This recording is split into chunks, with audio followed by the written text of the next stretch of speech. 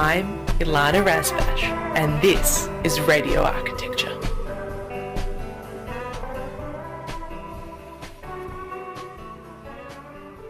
Good evening from beautiful Bunurong country. We are broadcasting to you live on Radio Karam from the unceded lands of the Eastern Kulin Nation. As always, if you'd like to join the conversation this evening, please text us on 0493 213 831. We would love to have you with us. My guest and conversation partner this evening is Jeremy McLeod. He is the founding director of Breathe Architecture, a Melbourne-based studio that uses design as a weapon for good to build a better future. Jeremy is also co-founder of Nightingale Housing and head of partnerships at Goodbye Gas, and believes that architects, through collaboration, can push industry and government to do better for a country in a housing and climate crisis. Welcome to the program, Jeremy. Thanks. Great to be here. So good to have you on, and listeners who are joining us live on YouTube as well. Hello, everyone. We'll see that I'm actually alone in the studio tonight, and you're dialing in for this conversation. What country are you dialing in from? I'm in Olinda, so I'm on Wurrung country. I'm on Wurundjeri country. That's a big change from Brunswick. That was your home for quite a long time. How did you go about deciding on the tree change? My wife got sick, and we'd lived in the Commons, one of our projects, for 7 years. She agreed to live with me in the Commons for 18 months so that I could log temperature data, internal air quality data, energy usage consumption, do all of those boring, nerdy things that, people like me are interested in. And we stayed there for 7 years, and it was beautiful. But when she got sick, she said that she wanted to be by the ocean or in the mountains. And so we came to the mountains, and it's been fantastic. And now, 5 years on, she's well again. So it's been worth the tree change. Oh, beautiful. Touch wood. Touch wood, yes. How was it living in one of your own experiments of sorts? It was a bold project. The Commons Revolutionary Project won many, many awards. I remember being a student at the time when it was being published. Yeah, I think it's pretty interesting as an architect. It's challenging designing, your own home, but then designing a home for many people. So it's 24 apartments. There's about 50 people that live there, and then moving into that home and getting real-time critique from your neighbours, who are your community about, things that they liked or didn't like in the building, or things that weren't working, like my light bulbs flickering, why is that? So initially I found it incredibly challenging the first 3 months, but over time, as I kind of settled in, and also all I could see were the design mistakes, the things that, like design is this constant kind of spiral in to get to the point where you think that you've got it right. But it's always just a decision fork in the road. Which decision do I make today? And so when I was living there the first 3 months, I was just haunted by all the decisions that I think that I made the wrong call on. But after a while, I realised that the great thing about the Commons, yes, it was sustainable, and yes, the internal temperatures were great, and so was the indoor air quality. But the thing that made us stay for 7 years was the community. That was the thing that, we talked a lot about that we were trying to curate. But I think that the people that moved in were incredible. We made lifetime friends there, and so it was transformative for us, I think, living in that building. Almost the unexpected power of good design. Now we understand how important it is, but back then it was emerging. Did you get a bit of a thick skin as well those first 3 months receiving all the feedback? I think that, everyone thinks I'm incredibly thick-skinned, as an architect, and, being an advocate for people on the planet and having a view about kind of planning reform and housing reform. Everyone thinks I've got a super thick skin, but Tam, my partner, thinks I'm actually incredibly sensitive. So I've found it pretty tough. And after the Commons, we lived in the Commons for 7 years, and then we built this project called Nightingale Village, and we got 6 other architects come and partner with us, and it was 203 apartments across 6 different buildings across 3 streets, only 200 metres from the Commons, and it was incredible. But we moved into that building from the Commons, and we lived there for about 18 months, and I found that incredibly challenging. Just that walking down the street or going to the gym in my tracksuit at 5:30 in the morning, and I'd run into someone walking their dog, and they'd tell me that the builder had cracked a tile on their shower floor, and why had I specified those tiles? And I told them that it was carbon neutral, and they said, that they didn't like it, and I'm just like, oh, I just want to go to the gym. So it got very challenging around that area when there was so many people. So by the time we finished a number of those buildings, there was probably 1,000 people living there, and a lot of them had met me or seen me on information nights and information sessions. So it was probably it got a little bit too close in the end for me. Just no relief. No wonder you needed a tree change. Yeah. And Tam, my partner, highly introverted. So while she thrived in a community like the Commons, I think that once that community kind of expanded out from kind of, 24 households to, hundreds of households, and everyone kind of knew us and who we were in that tiny little pocket of Brunswick, just because of our involvement in Breathe and Nightingale, I think it was time to go to the hills. Time to run. Yeah. I do want to talk about Nightingale Village a little later in the conversation, but there is this one question that I love to ask all my guests at the beginning, and that's, what's your earliest memory of a building or place? My earliest memory of a building or place would be the Bethanga Bridge. So my parents moved around a lot, and I lived in this little town called Bethanga when I was 4 years old. And just before we get home, like 5 minutes before we get home, we drive across this bridge across the Hindley steel, it's kind of light gauge steel bridge. And you just hear this click clack, click clack, click clack, and I knew that I was nearly home when we were on there. So I just remember lying in the back seat of the old Holden, looking up through the rear window at the steel bridge going past and hearing the click clack and knowing that I was nearly home. And it just used to make me feel comfortable and happy. And I knew that I was nearly home. I was very happy as a kid in that place. So,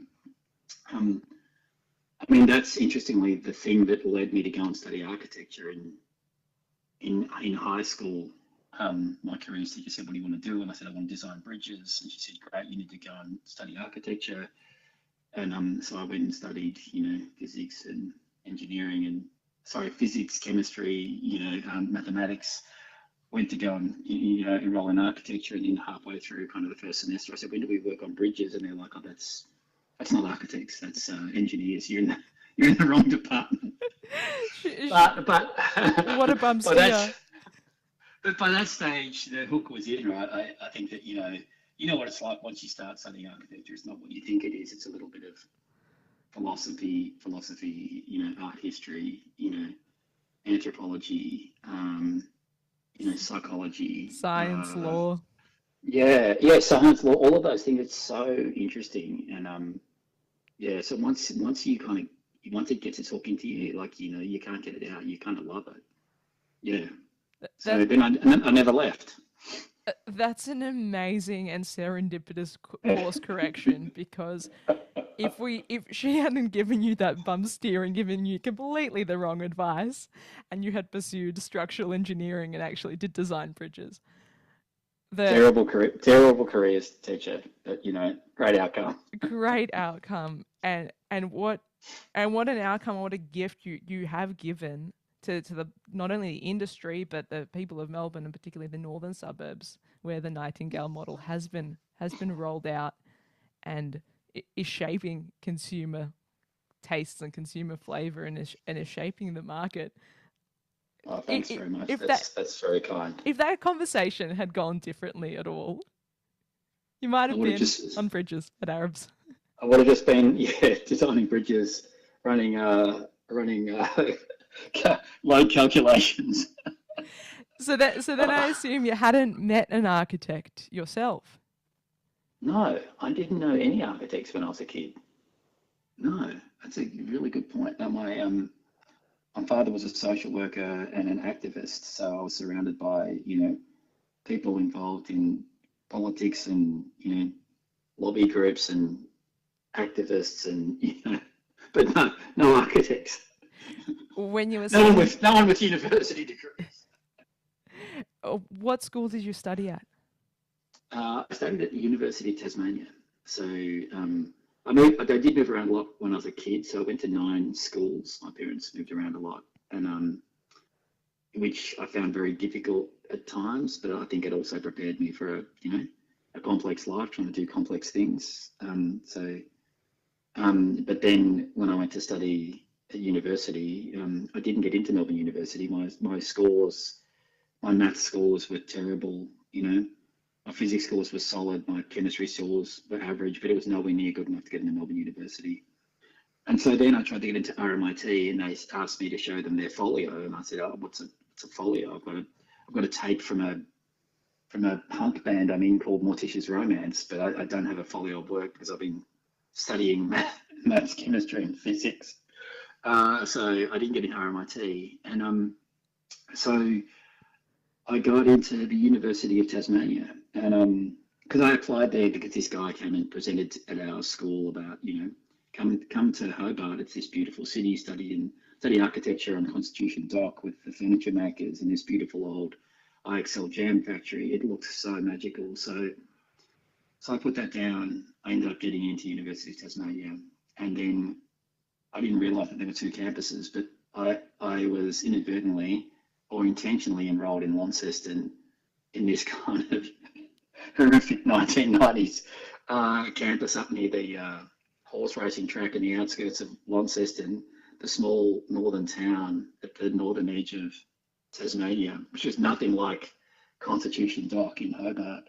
So I was studying the wrong course in the wrong campus in the wrong state, and I was fortunate enough that the University of Tasmania, and particularly that campus, had assembled the most ragtag group of people from around the world. So these professors and academics and architects from around the world who were kind of dropping out from, California or Budapest or Beijing or London. And all of these, the one thing that all Queensland, like all of my lecturers were absolutely incredible. And the one thing that they had in common was a deep love of kind of landscape, sustainability, and the planet. And like my teacher from London had incredible kind of knowledge of building physics. And so in my undergrad, I learned a lot about building physics and how buildings actually perform, which is really important, right? When you care about sustainability, you want to understand how to solve that.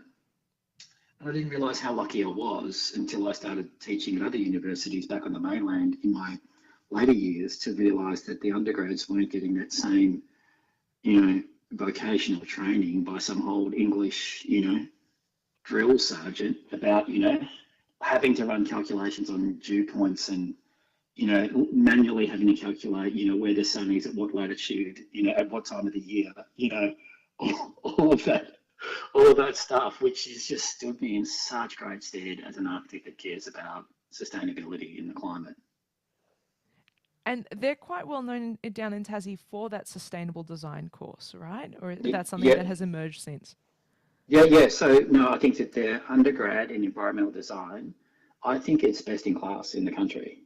But there's something magical about Tasmania, right? I think that, not far out of Launceston or Hobart, you can find your way to Craigall Mountain or the Great Western Tiers or the Tarkine, and I think that the people so literally I had academics from all around the world, and Tasmania had pulled them there because of the landscape.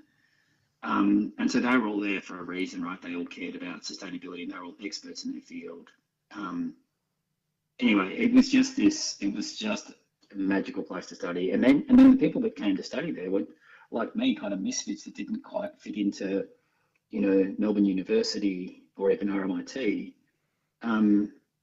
So, there were people that I had 40 people in my first year class, and there was probably people from like 20 different countries.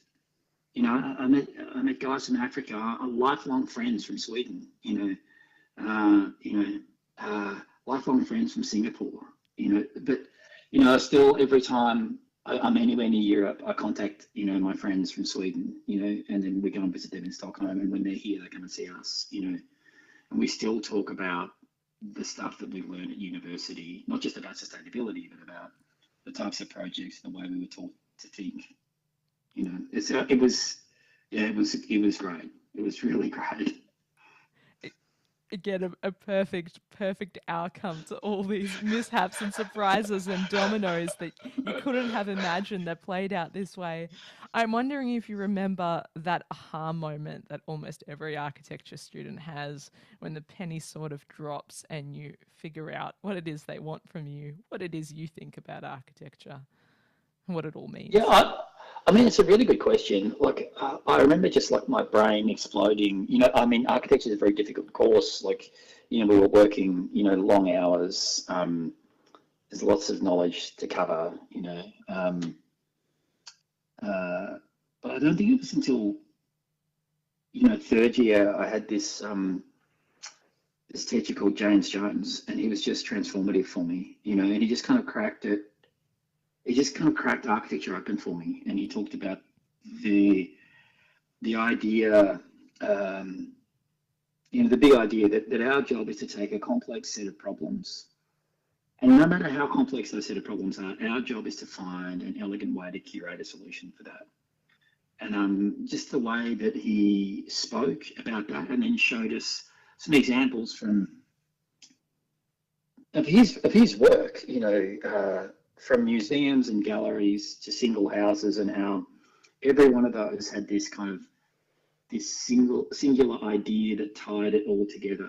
And there was this kind of poetry that you could read through the whole thing. And so I think that listening to James Jones talk about architecture, listening to him talk about the way that he practiced, and then seeing the outcome of that, and then he would take us to sites to see that. I think that was the moment that I realised that I was in the right room. That I thought, and it was the first time, I was doing some really clumsy projects in first and second year, and in fact the first half of third year.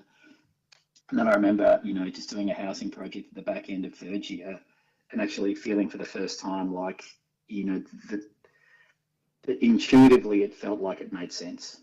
Everything always felt like a mess, and then like I hadn't really solved it, didn't know what I was doing. And so it was the first time that I ever actually felt proud of what I'd achieved, So, and then that got a little bit easier, and that moment where I felt like I'd done something half decent kind of, got more regular in fourth year, a little bit more regular in fifth year. And, now in professional practice, I've got a rule with the Breathe team, that if it's not 9 out of 10, then we need to be honest with the client about it, and we shouldn't build it. I know everyone's listening saying, what do you mean 9 out of 10? It should be 10 out of 10. And I think that it's really difficult to do something that's perfect.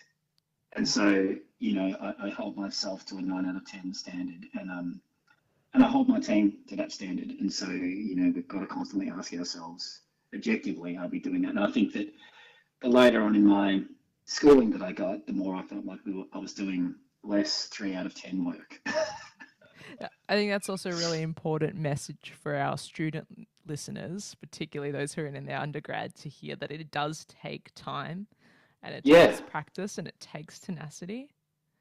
Yeah, absolutely. And it's a really hard course, so just stick with it. And, I felt like giving up, like even when I was in fifth year, I applied for a job as an air traffic controller to go and study air traffic control, because I just thought that this architecture thing is too hard.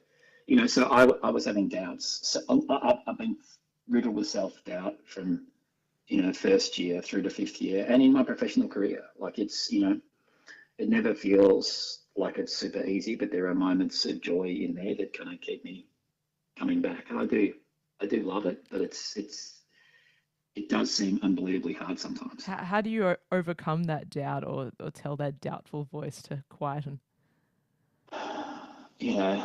I mean, I think I'm the same as everyone, right? I think we're all self-conscious. I think we all have, doubt our own abilities. I try to meditate, I try to sleep, I try to be patient now. So I feel like that if I feel like quitting or giving up, I've just learned over time. I'm 53 now. I've learned that I don't need to, if I can't solve it or find the solution in the moment, then if I if I sit with it for a day, obviously I mean, I've got a beautiful partner, Tam. She's very patient with me. So if I, I talk to her, one of my good friends and mentors, Charles Justin. So I can call one of my mentors, Charles Justin, or even my third year lecturer, James Jones, and I just ask for counsel on how do I deal with these things. And then I try to wait till, the fog has cleared a bit before I make a snap decision, which is difficult for me because I'm very impulsive by my nature and I don't like sitting with discomfort.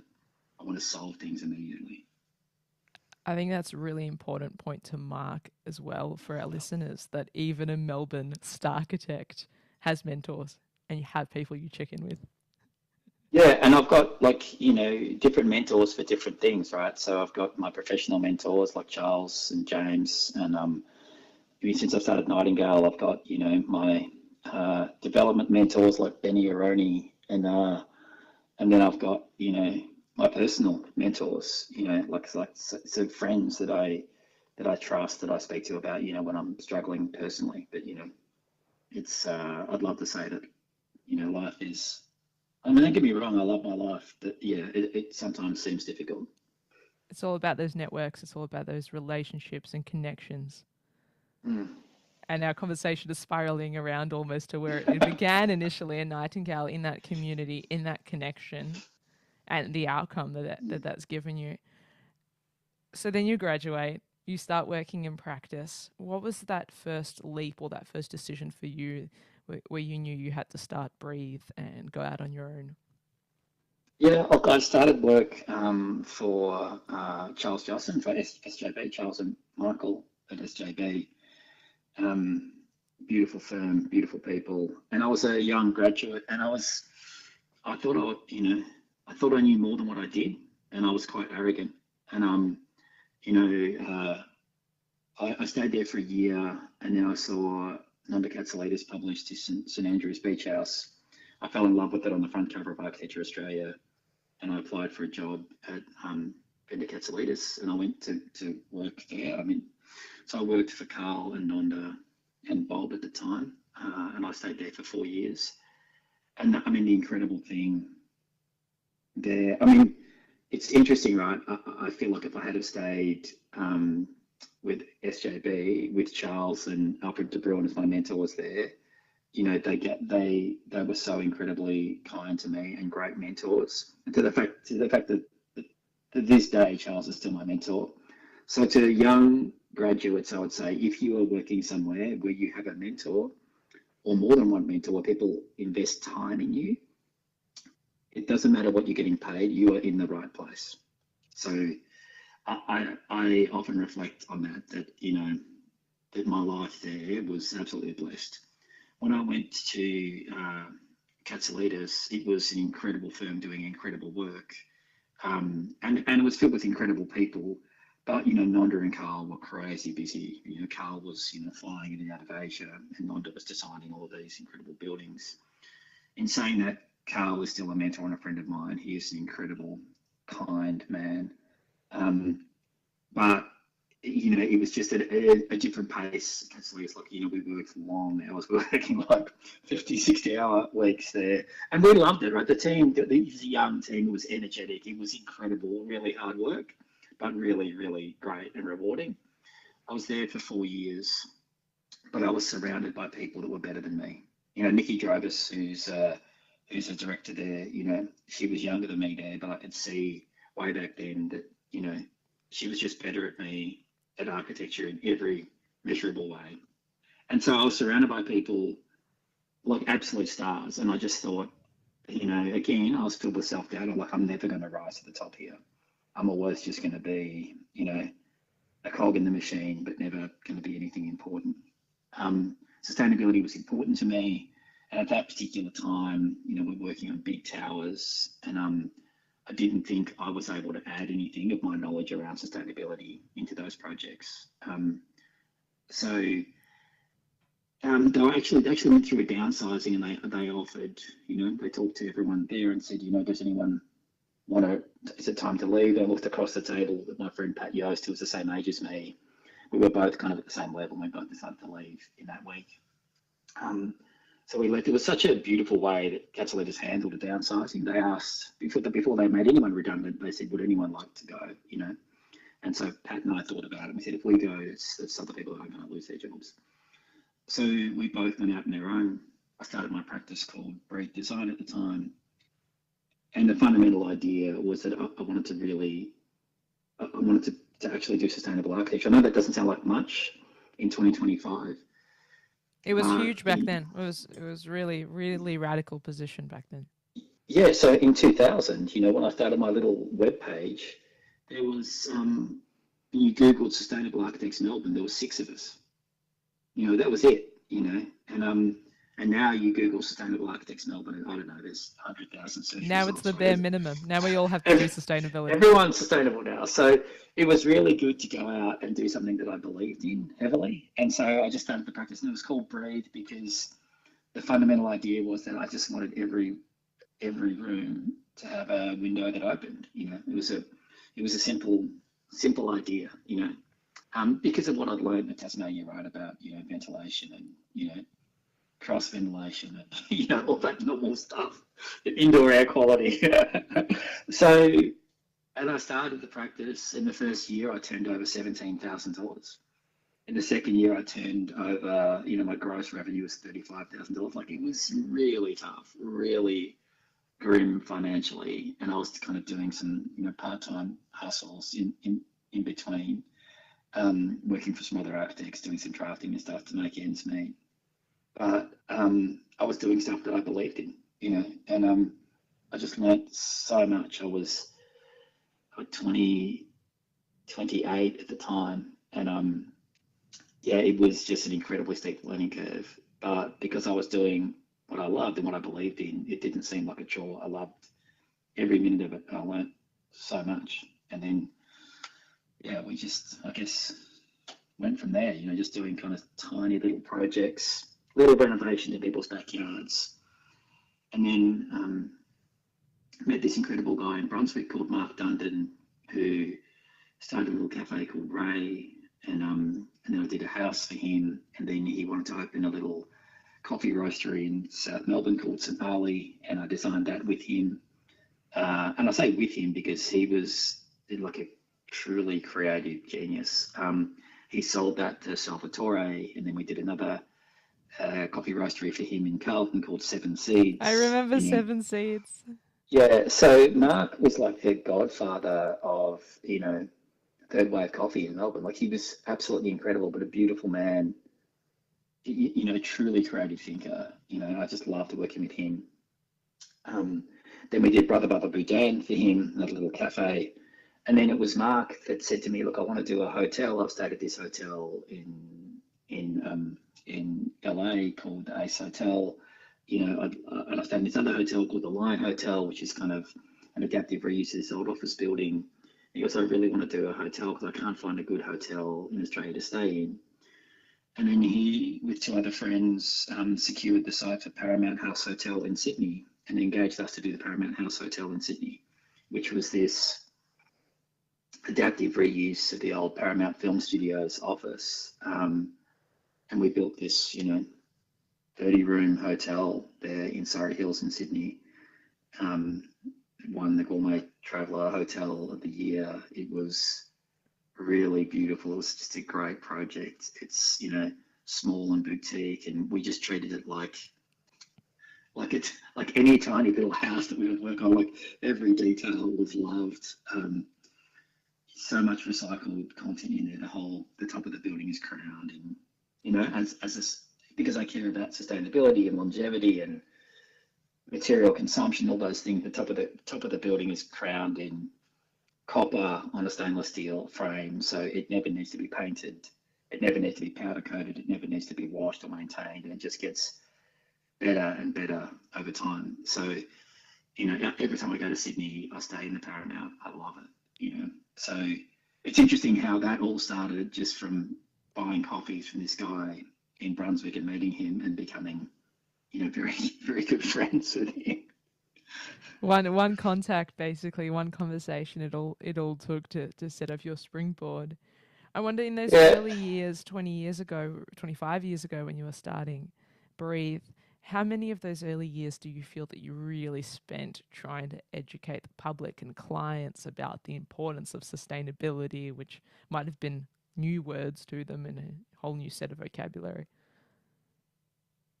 So we started in 2000, but I feel like it wasn't until the Kevin 07 election, the election on climate and carbon, until people actually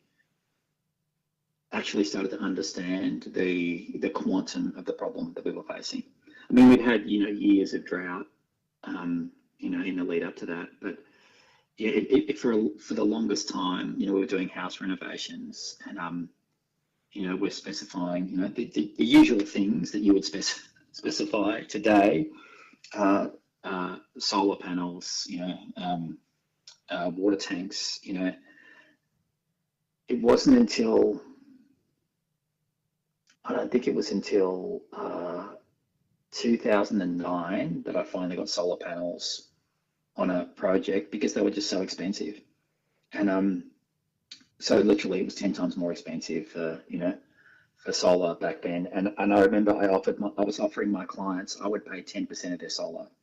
Because they were, so the government feed-in tariffs were incredible, but I still couldn't get clients to take up solar. And so I offered to pay 10% of solar. So these clients, Glenn and Georgina, built this house in Mount Edgerton, and they agreed to put solar on because they cared deeply about the planet. And I remember at the time writing them a check. It cost them $14,000, and I had to write a check. I wrote a check back in those days for $1,400 and posted it to them. And it was a big deal for me because $1,400 was massive at that time to me. But I was so proud that I'd finally got solar on the roof of the house. So that was $14,000 for 1 kilowatt of solar. Wow. Yeah, and so now you can buy 14 kilowatts for $1,000. So it's kind of upside down. And I remember the conversation about water tanks and people in the city with lots of money. People with money generally engage architects. But we're going through their kind of budget with the builder, and they were like, "Look, I really like this stone bench top, and I know that we can save $3,000 if we do that, but why don't we just save $3,000 by taking out the water tank, and the pump and the filter?" And so I remember just having these really strange arguments where I'm like, because of the planet, and they're saying, but I can get water out of the tap at more or less for free, so why would I do this? So it was really challenging for the first 7 years, but I think that after that Kevin 07 election where Kevin Rudd got elected, I think that at that point in time, everything just got so much easier. And it's interesting now being an architect, working in a place like Melbourne, where so many people care about sustainability, and obviously Breed has a reputation for sustainability. So the clients that come to us, I think they'll be disappointed if we didn't push them on sustainability. So it's so much easier now that the clients come to us, and we know that if they come to us, they know what to expect. For example, if you come to Breathe, our team will design you a building, and we don't talk to the clients about, we've been doing this for a long time, but in Victoria, like gas is banned in new projects now, right? Yeah. But for the longest time, for 10 years, we haven't been specifying gas in buildings, and we just wouldn't draw it into the buildings, right? And so, often times would be kind of 3/4 of the way through a project, and someone says, "Well, where's the gas meter room? Or where's the gas meter?" And we're like, "Well, there is no gas meter." Like, "What do you mean?" We're like, "Our house is all electric." And they're like, "Why?" And we're like, "Because there's no pathway to net zero if you've got gas." But anyway, just absolutely fascinating that sometimes you forget to actually engage with the client in conversation because you've kind of moved on, but they haven't had that conversation yet. So I think that we've learned a little bit that sometimes we need to slow down and go back and educate before we kind of take that step forward. It's wild to think that solar panels used to be this big provocative challenge, and now they are the simplest bare minimum, and you wouldn't even really think about it twice. It's crazy. Like literally, we tried to get them on, I don't know, like 30 houses, and finally got them on one. And then we had like a party. We were like, "We've finally done it." And I'm sure they then thanked you for the 20 years of excellent feed-in tariffs that only just Yeah, they were getting 60-cent feed-in tariffs. And look, that guy, Glenn, the client, he's become a lifelong friend of mine, and he lives in Nightingale One, actually. And he, I mean, he was a sustainability nerd. He put in temperature sensors into all of his house, into every room, and then built a website so that anyone could log into his house and see what his internal temperatures were, and what his energy consumption was. Anyway, it was so good. That's really nerdy and slightly incredible. Absolutely incredible. I haven't been able to find anyone that can do it since. Yeah, it was a decade ago. Incredible. And Nightingale One, that was the first built project under your Nightingale model, which was completely revolutionary at the time. I remember when you were launching it and explaining who you were removing from the process and where the benefit was shifting, and then what value was being handed over. Do you want to just summarize that for the listeners?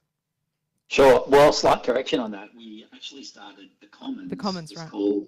The Commons was called Nightingale Apartments, and that's when, interestingly, as an architect, I thought the answer to housing, sustainability, community was in design, right? Design and construction, which we're kind of taught at university that architects can solve everything. And 3/4 of the way through that project, we couldn't get banker to build it. Like the bank's like, no way we're going to lend $7 million to an architect and 6 of his friends. That's not happening. And so that project, I ended up being saved by Danny and Barry from Small Giants. They came and funded that project. They were looking for impact investment. They wanted to invest in things that would be of meaning, and they invested into the Commons, and then the Nightingale Apartments, and then they rebranded it to the Commons. But without Danny and Barry, we never would have finished that project. Like incredible, And then that taught me that the Nightingale model that started after that was about understanding that architecture is one thing, construction is one thing, but development is a whole other beast, and that we have to accept that if the housing system is broken, we have to design a new system. Right? We can't just design a building. We have to design a system that will enable a different housing outcome. And what I learned through the Commons was that form follows finance, that the finance sector, so what the bank will lend you money on to build a building is based on what's been built in the past, what's been sold in the past, and how value is viewed, the value in what's been built in the past. So that was interesting for us. So if we wanted to build something new, the valuers didn't know how to value it, which means the bank wouldn't give you money for it, which is interesting for us. So the other thing was that when you get money from a developer or from an equity investor, the person that puts in all the money has all the control, right? So the whole idea of Nightingale was to take that control off the people with money. Instead, it was to cap returns. So we would cap returns at 15%. Sounds a lot for development. We started at 10% and no one would invest. So we pushed it to 15% to get people to invest. Compared to normal development at the time, everyone was looking for 22%, internal rate of returns. So the idea was that we would democratize capital on the way in. So we would get people to put in, mums and dads, parents of architects, people who lived in the local community who cared about housing outcome and housing futures, who cared about the suburb that they lived in. They would invest. They would all invest a small amount of money, $100,000 each, and we would aggregate that money to get, whatever it was for Nightingale One, $2.7 million or $3 million, and then each one of those people would agree that they were investing into something special, a triple bottom line development that was about housing, it was about sustainability, it was about building community, and that apart from that 15%, there was no profit. So any profit on top of that was given back to the residents, right? So any money that wasn't spent was just returned back to the residents. And then we looked at all the other things that happen in the middle of development. So it's an incredibly extractive process, right? So real estate agents, they charge a fee. The advertising, people who do the advertising, they charge a fee to advertise. There's a marketing team that, we charge a lot of money to name the building and put together marketing collateral. you have to build a display suite, and you spend hundreds of thousands of dollars building a display suite. And you think about all of those things, and then you think about building a basement car park that in today's terms costs $110,000 in Melbourne to build a basement car park, not to mention all the carbon associated with that. You put the basement car in there. People like, real estate agents like to see a lot of bathrooms in apartments. A bathroom costs about $36,000 in today's money. And so the way that it would normally work is that you add all these things in, and then you sell the apartment for as much as possible, and then you make as much profit as possible, as much headway between construction costs and revenue. And so you try to push the building price down as low as possible. You try to put sale price up as much as possible. And a successful project is kind of the one with the most profit, that's a business model. That's not a housing model in my view. And so if you think about Nightingale as a model, we democratise the capital. We say to everyone, we're going to pay you a fair and reasonable return. We're going to cap those returns. Any spare money we're going to give back to the residents, and we're going to take out the real estate agent. We're going to take out the marketing team. We're going to take out the advertising team. We're not going to build a display suite. We're going to take out the en-suites, just have just one bathroom per apartment. We're going to save $36,000 doing that. We're going to take out the basement car park. We're going to save $110,000 in that. And then we're going to sell to the residents through a ballot, because when you start selling housing by taking all those inputs out, ideally you're selling housing at about 20% under market. That's the dream, right?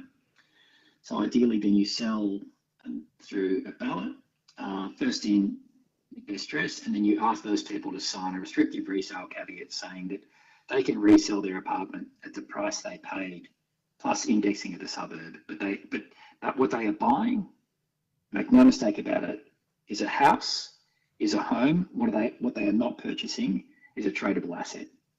So what we're trying to do is decouple housing from this idea in Australia that's become so incredibly perverse that all the tax settings incentivize you to use your house as this tradable asset to generate personal wealth.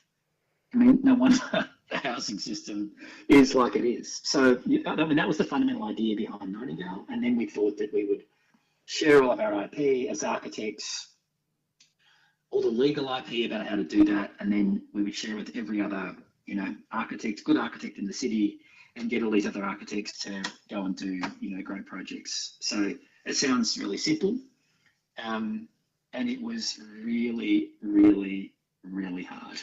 The buy-in of getting other architects to engage was no doubt very difficult. That didn't really come to the party until the village, right? And the future Nightingale projects where it's more collaborative, or? That's not necessarily true. Like, I tried to get, there was 27 shares in Nightingale 1 that was, $100,000 each. And I tried to get, Tam and I took the first 5 shares, which was $500,000. That was massive for us at the time. Our apartment was worth $585,000, and we borrowed everything that we had against that to buy those first 5 shares, because we wanted to show everyone that we were wholly committed to this project and we believed that it would work, and that no one would have more risk than Tam and I, So, and then I just went to every architect that I knew, that I respected, that I trusted for 6 weeks. I took 6 weeks out of breed, basically, and just had meetings with every architect in the city that I knew and trusted, and pitched to them the idea that, there's this housing revolution called Nightingale. Come and invest $100,000 in it. If you do that, then I'll share with you everything that we could do, and then you go and do one. And if I've got money, I'll invest in yours, for the same rate. And ideally, this thing will just grow, And so, I had architects like 6 Degrees and Claire Cousins and Architecture and Wolfridge Architects all come to help us,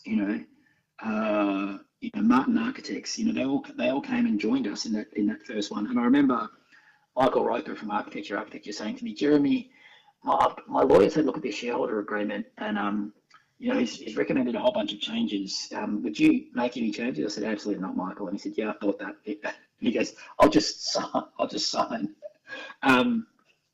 But so since that time, of those architects, like Claire Cousins, 6 Degrees, Architecture, they've all gone on to do Nightingale projects, right? So they all worked in Nightingale Village. Kennedy Nolan that invested in Nightingale 2 with 6 degrees have gone on to do Nightingale projects. So a lot of these architects have gone on to do Nightingale projects of their own, and they've also stepped out of single residential into multi-residential, and they've learned how to deliver housing under the Nightingale model, which is an architecture of reductionism, which is about all electric buildings, buildings that are minimum 7.5 stars, so more thermally efficient, with these shared spaces. And so I feel like that there's this great cohort of Melbourne architects that all know how to do it the Nightingale way, which has just been terrific. And so when the state government said, "Oh, look, we're going to ban gas connections in Melbourne," all these other architects and consultants were wringing their hands. What do we do? And all the Nightingale architects are saying, "Well, we've been doing that for years. It's all good." It's a no-brainer. There was another landmark moment when you won the VCAT case to be able to have no car parks. Yeah, well, I mean, actually, the first project we lost the VCAT case. So I got a planning permit. Sorry, I got a notice of decision from the Moreland City Council to build a building without cars. I'm sure anyone out there that wants to call up and talk to us about cars, please feel free. But my fundamental belief is that housing is a basic human right and car parking is not. I'm going to say that again so that everyone hears this. Housing is a basic human right and car parking is not. We are currently in a housing crisis. There's over 115,000 people that have no housing in this country. We have to find a way to house them. And we need to prioritise, how do we do that? When the cost of construction is the highest it's ever been. We're also in a climate crisis. Does pouring tons and tons of carbon into the ground to make a basement make any sense? And I know everyone's worried about people parking cars on the street, but let's order those problems. How important is that if someone parks on the street compared to someone sleeping under a bridge or in a station wagon somewhere? Or God forbid, somewhere worse, in a doorway of a store somewhere. So I think that we just need to order our thoughts about what the imperative is that we're trying to solve for. Also, what we found is that the residents that moved into Nightingale 1, 30% of those people didn't even have a license. Like younger people, millennials, they've grown up in the city, they're catching public transport, they're riding their bikes, they're using Uber. So again, over 30% didn't have a license. There was about another 35% that didn't own a car. They had a license, but they didn't own a car. And then there was obviously, 35% of people that did have a car, and then they committed through the Green Transport Plan to park their car in the basement in the building next door that was 45% vacant, or around the corner, or wherever that was, But just to be clear, I'm trying to solve a housing crisis. I'm not trying to solve a car parking crisis. So, the bike culture, the active lifestyle is also such a big flavour of Melbourne's inner north. It's almost what the lifestyle that people choose and love and what that area is known for. I think some of the conversations in the last 2 years of running this show has been, when are we going to see some of these Nightingale model type housing roll out towards the eastern suburbs and the southeastern suburbs? Yeah, no, really good question. I mean, we'd love to come east. I think that if anyone out there has, a piece of land or anyone out there has some money that they would like to invest at a capped return of 15%, then, contact info at Nightingale Housing and we'll talk about it. Because everyone talks about, we would like Nightingale to come. But when push comes to shove, they say, but I would like a 20% internal rate of return on my money. Or I'd like to sell it through a commercial real estate agent, get as much money as possible for my land. So, we've been lucky to some extent with some of the people that we've met in Brunswick to be able to transact on their land with, that have cared about the legacy of what's going to happen to that, to that site after they've gone. And we've been just lucky meeting some incredible kind of impact investors that have been happy to, to put their money into a meaningful project. But it's really shaped the tastes and the market in Brunswick. People want that quality now, and they're chasing that quality. You'd be hard pressed to find people who are actively buying. I mean, they're always for sale, but people who are choosing to purchase dog boxes in that area now, as the lower Well, quality, poorly it built is. apartments are affectionately known. Well, it is amazing, right? That the Nightingale apartments are incredibly tightly held. They have, generally no car parking, or Nightingale Village, which is 203 apartments across 6 different buildings by 6 different architects with 6 different communities, 6 different rooftops with shared laundries and shared landscapes on the roof. Um, that's got 14 share cars in it. So, two EVs. It's got 450 bikes across the precinct. But I'd encourage anyone, there's a beautiful Japanese restaurant downstairs called Ima. So if anyone's interested, go over to Ima for lunch or dinner. It's incredible. But then walk around that area and you'll see that, yeah, it's so incredibly pedestrian friendly, right? Because there's not all these roller doors and cars and crossovers. It's incredibly safe. There's kids, dogs, people on the streets, tame dogs, it's fine. Um, but yeah, it's incredible when you liberate the streets for people, how friendly and quiet those streets become, and people from the building start to occupy that as kind of an extension of their living room. So it feels safer day and night. It feels engaging. Yeah. It's really Yeah, the yeah. essence, Yeah. the We'll essence go, of good we'll go design. east. The essence of good design that it really comes down to. Yeah, yeah. Yeah, and I mean, it's pretty interesting, like how we land the buildings on the ground floor. We work really, really hard, hold the buildings back from the edges. Make sure we get deep root soil in, make sure we plant. So there's lots of greenery in and around our Nightingale buildings. Just not being greedy, not covering 100% of the site with concrete, but allowing opportunities for vegetation to kind of break through a pretty tough, gritty, environment in Brunswick, which historically, like that whole precinct was just like concrete and asphalt before we got there. Which in the end, it's funny in talking about cap returns and impact investment and suggesting that the value has to be capped or restrained somehow. Mm. But when you make this level of improvement, this level of design quality, and this level of neighborhood building, right, at scale, you're elevating the value so dramatically. It's eclipsing all the caps that you've then put in place. Yeah, yeah, and look, I mean, the interesting thing is that I think that it's really helped set the agenda in Melbourne for what the baseline is, and it's like Baugruppen in Germany, in like Freiburg and Berlin, when the Baugruppen projects, were happening in the early 2000s, the market followed, right? So when those building groups were building more sustainable buildings, local developers had to follow suit because people were saying, well, why would I buy from a developer if it's not going to be sustainable? And I do think that, so Nightingale's baseline principles are pretty simple. 100% electric, has to be powered by 100% renewable. So the building is carbon neutral in operation. Not minimum 6 stars, but minimum 7.5 stars. So highly thermally efficient. I mean, as a separate issue, we build a pretty tight governance model. So we have a OC rules, which pays the rent to the traditional owners. So all of those buildings sit on Wurundjeri country. And if you live in a Nightingale building, you've got to pay $100 a year to the Wurundjeri Council. And then we build in 20% social and affordable housing. So it's just called, in London or New York, it's called inclusionary zoning. And in Melbourne, we tend not to do it, right? So we say that the rich people live here and the poor people live somewhere else. And what we build is what's called tenure blind housing, which means you don't know whether it's social housing or whether it's Nightingale, person that's bought their own home.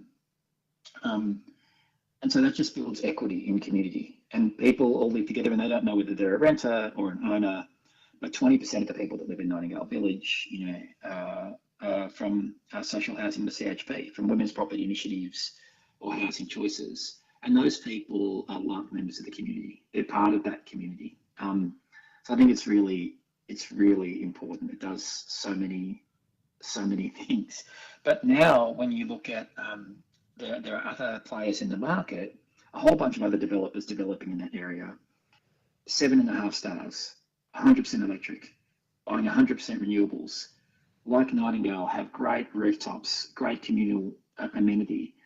And so I think that for a lot of other, really good developers operating in that area, like Milieu and Neo Metro, they're meeting all of the Nightingale standards, because I think that they've, and obviously I think that they might have arrived there anyway, but I think that it's just helped when we're kind of saying, look, we'll do it.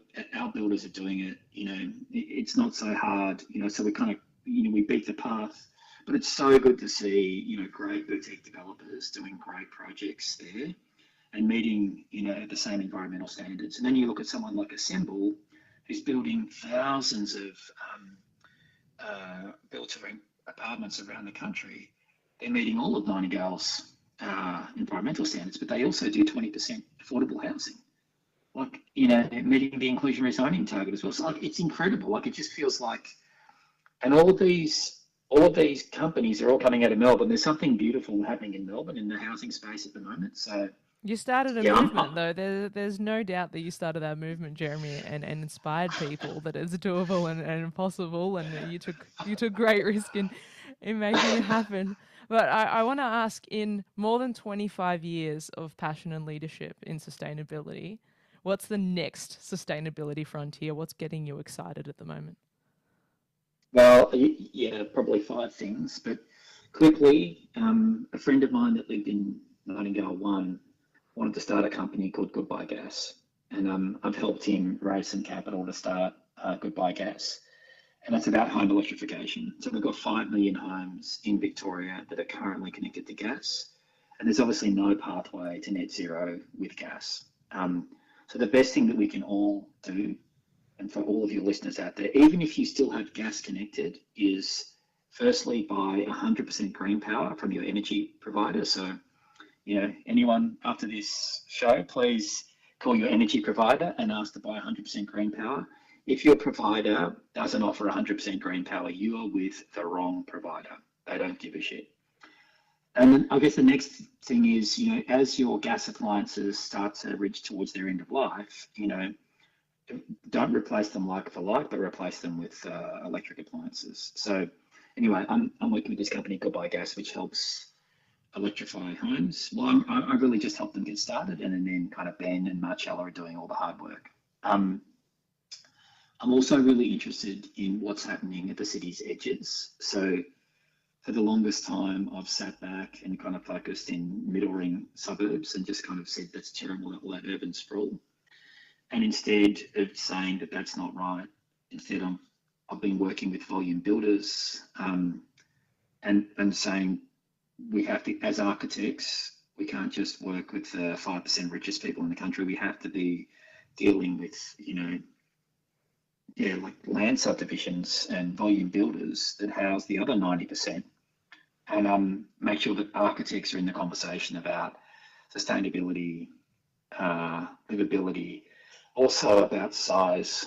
We build the largest houses in the world, so how can you build a better quality home that fosters community, that uses less carbon, that costs less to operate, that gives a better health outcome for the occupants and a better lived outcome for the entire community. So I'm working on a terrace house typology with another guy called Steve Hooker. It's called Featherweight, and we're really interested in how do we improve density. Really, basically, how do you take Fitzroy or Carlton, that kind of density, and how do you take that and insert that into a beautiful piece of ecology and landscape? So rather than just building cul-de-sacs and asphalt and concrete, let's build homes in the forest. That's the idea. So that's the thing that's got me going.